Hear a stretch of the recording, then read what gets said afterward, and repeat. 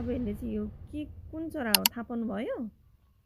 यो चाहिँ बाज चरा हो। यो चरालाई चाहिँ मेरो हस्बेन्डले उद्धार गरेर उडाइदिनु भयो होइन।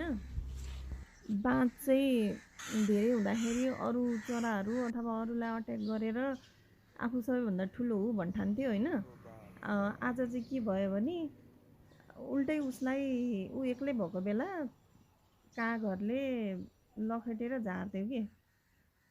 यसबाट के सन्देश पाइन्छ भने पावर छ ताकत छ भन्दैमा अरूलाई एकदम हेप्ने ऊ अत्याचार गर्ने गर्नु हुँदैन कि।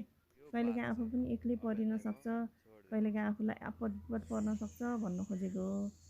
मैले चाहिँ यो बुझेँ होइन बाजबाट। तपाईँहरूले चाहिँ के बुझ्नुभयो? कमेन्ट गर्नुहोला।